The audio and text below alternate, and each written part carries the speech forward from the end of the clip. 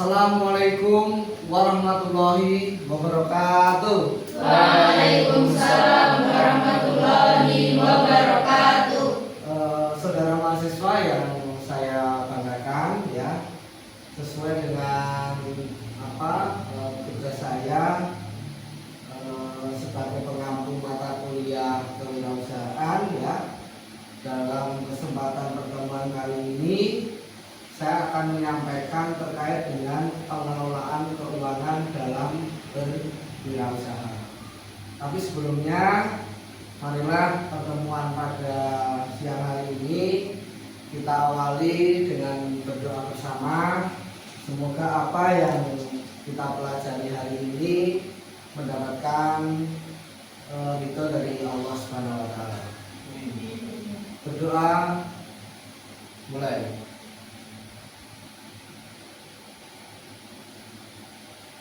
Cukup. Oke. Saudara mahasiswa yang saya banggakan, ya, pengelolaan keuangan dalam berwirausaha. Jadi ketika kita berwirausaha, salah satu dari faktor dari keberhasilan itu adalah bagaimana kita mengelola uang, kan begitu, ya. Nah, tetapi sebelum kita lihat lebih jauh, ya, sebelum kita melihat kepada sebuah perusahaan yang besar atau usaha kalian, ya, saya akan sampaikan terkait dengan diri kita dulu, ya. Di sini ada pertanyaan, mengapa kita ini tidak kaya, gitu kan? Yang ada di sini ada yang orang kaya? Miskin semua ini. Coba salah satu tolong jawab, mengapa kalian tidak kaya? Saya Pak, Ya, silakan. kan tanya mengapa kita tidak kaya. Karena kita tuh masih pelajar. Jadi kita belum kerja, jadi kita tidak bisa kaya. Oke. Mungkin ada yang lain. Kenapa kita nggak kaya gitu? Ya. Oke. Teman-teman semua, ya. Sebenarnya kenapa banyak orang yang tidak kaya walaupun mereka sudah bekerja dan mungkin penghasilannya besar? Karena mereka salah dalam memanage uang mereka. Mereka salah dalam mengatur keuangan mereka. Halo, perhatikan ya. Nah, nanti kamu nggak kaya kalau kamu perhatikan. Iya, soalnya ini adalah salah satu kunci agar tidak kaya. Karena kita, ya, menggunakan uang kita itu dengan rumus demikian: I dikurangi C sama dengan S, yang mana I adalah income, pendapatan, ya, gaji kalau orang bekerja. Cost adalah pengeluaran atau biaya hidup kita. S adalah saving atau tabungan, ya, simpanan. Jadi kita, kapan kita akan menabung? Kapan kita akan menabung? Ketika kita dapat uang, kemudian uang itu kita belanjakan. Kalau ada sisanya baru kita tabung. Pertanyaannya, tabungannya berapa kalau begitu? Sisa. Tabungannya berapa? Nol. Atau bahkan minus, ya kan? Iya. Gajinya 2 juta, naik menjadi 3 juta. Meskinya ketika gajinya naik menjadi 3 juta, harusnya per bulan punya saving berapa? 1 juta. Ketika naik 3 juta, dia punya saving 1 juta? Tidak, ya.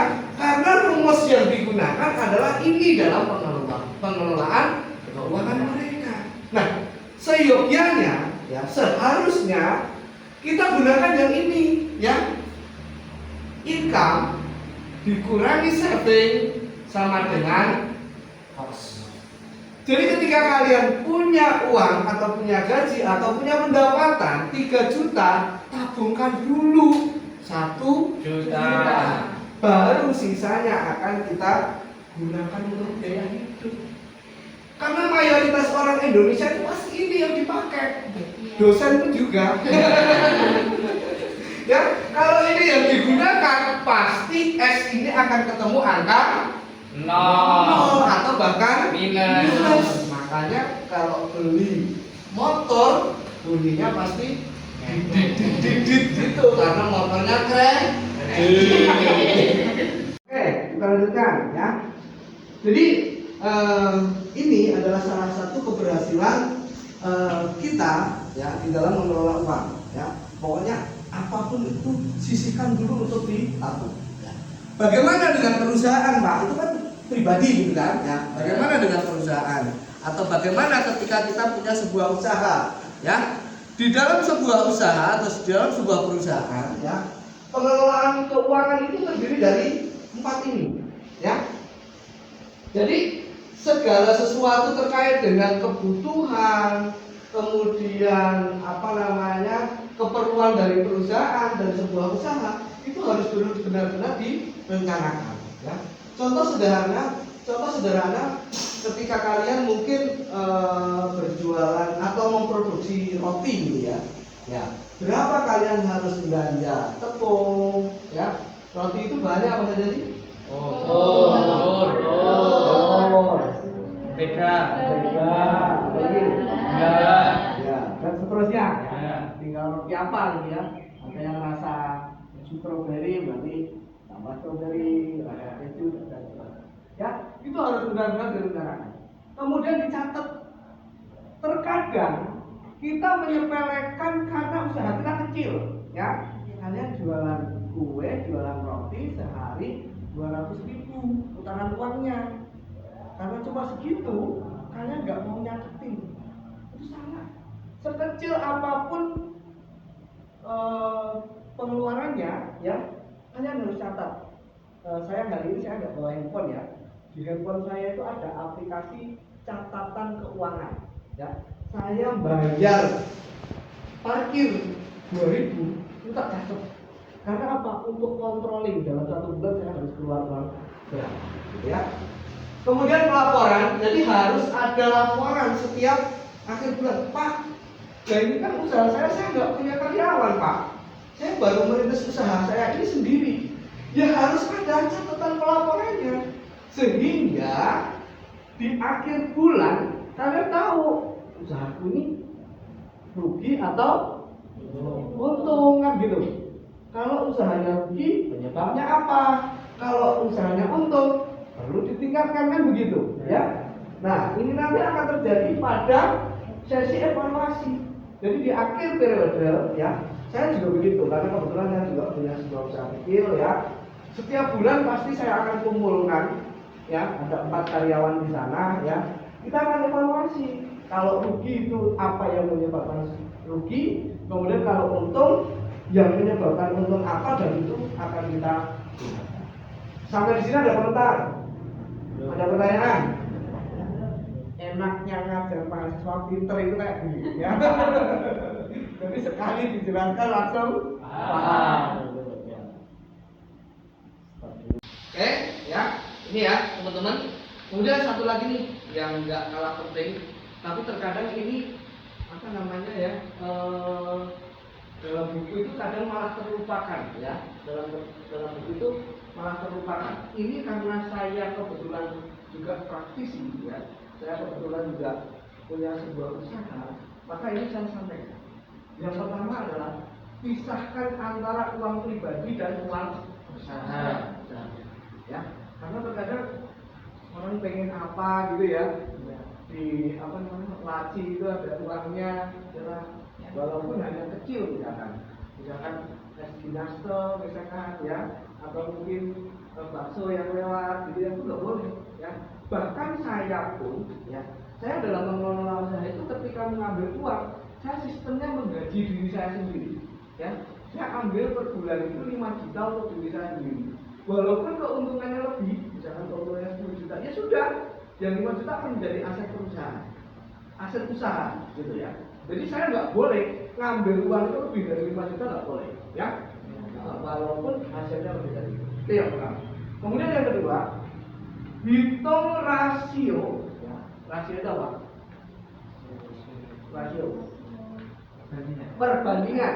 Hitung perbandingan antara aset perusahaan dan hutang perusahaan. Ini nanti kalau sudah gede ya, biasanya ya pengalaman. kalau usaha kalian sudah jalan, akan ada yang datang. Siapa coba? Pegawai pajak sama ada lagi pegawai bank. Ya, ngapain pegawai bank datang? Nawarin utangan, ya dia pakai rok segini ini ya.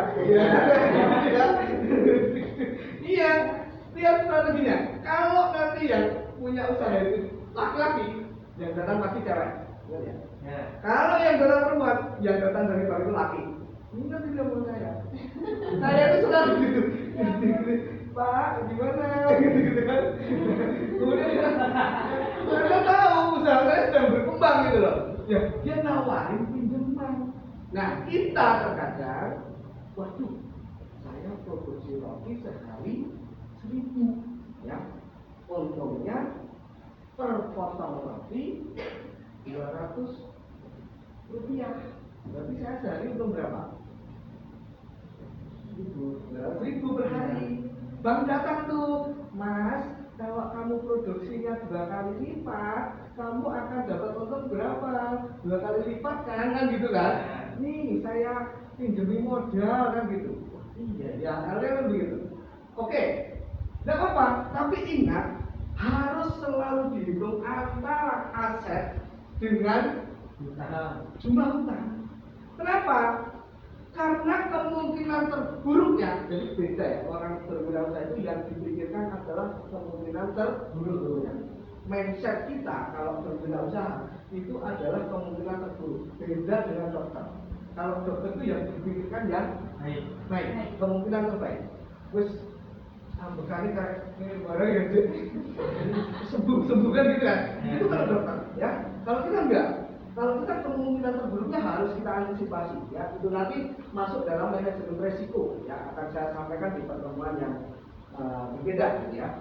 Nah, jadi ketika dilalah kebetulan usaha kita belum tingkat, aset kita mampu menutup utang. Ya, ini saya sampaikan karena ini penting nanti bagi pelaku. Oke ya, gitu ya apa yang bisa saya sampaikan pada kesempatan siang hari ini ya. Saya mohon maaf apabila dalam penyampaian saya banyak yang salah ya. Yang jelas mindset kita coba kita rubah mulai hari ini ya. Mindset yang salah ya, itu kita rubah sehingga nanti kita sesuai dengan apa yang kita harapkan ketika nanti kita terjun di dunia usaha. Demikian apa yang bisa saya sampaikan ya. Terima kasih. Sekali lagi saya akhiri. Akhirul kalam. Wassalamualaikum warahmatullahi wabarakatuh. Waalaikumsalam warahmatullahi wabarakatuh.